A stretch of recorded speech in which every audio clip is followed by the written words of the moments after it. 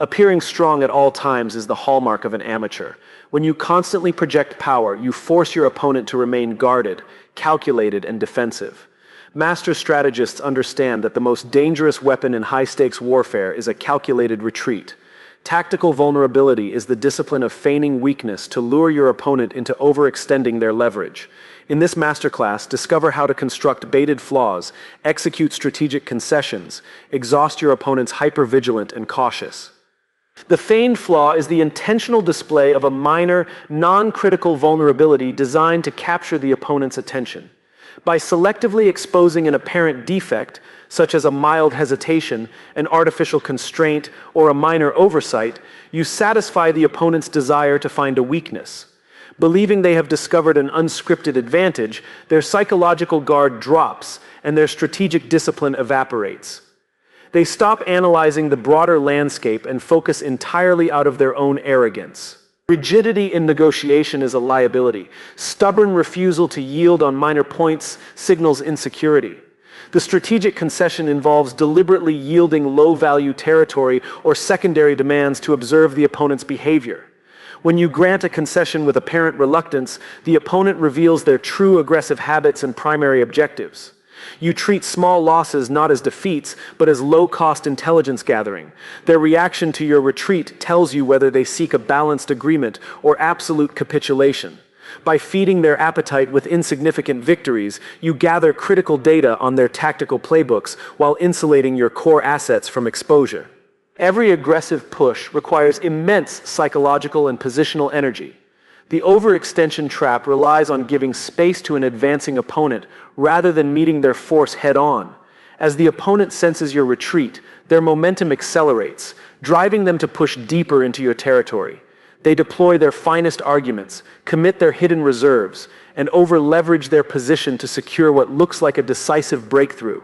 By offering no rigid surface for them to strike against, you cause them to swing into a vacuum exhausted, overcommitted, and far beyond their defensive lines. The opponent reaches a tipping point where their offensive capacity drops to zero, leaving them completely vulnerable to counteraction. The moment of maximum strategic risk for any negotiator is immediately following a perceived victory. The false sense of victory is the practice of allowing the opponent to believe they have successfully dominated the room. You allow them to celebrate their tactical gains, express superiority, and relax their vigilance.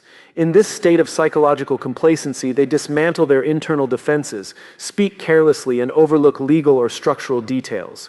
By feeding their ego, you induce a state of cognitive sleepwalking, while they are preoccupied enjoying the illusion of absolute triumph. By feeding their ego, you induce a state of cognitive sleepwalking, while they are preoccupied enjoying the illusion of absolute triumph. While they are preoccupied enjoying the illusion of absolute triumph. While they are preoccupied enjoying the illusion of absolute triumph. While they are preoccupied enjoying the illusion of absolute triumph. While they are preoccupied enjoying the illusion of absolute triumph. While they are preoccupied enjoying the illusion of absolute triumph. While they are preoccupied enjoying the illusion of absolute triumph. While they are preoccupied enjoying the illusion of absolute triumph. While they are preoccupied. A retreat is useless without a decisive counter-pivot. The reversal pivot is the exact tactical moment when you stop retreating and snap the trap closed on an overextended opponent. Once the opponent has fully committed their reserves and exposed their strategic flank, you instantly shift from passive absorption to absolute enforcement.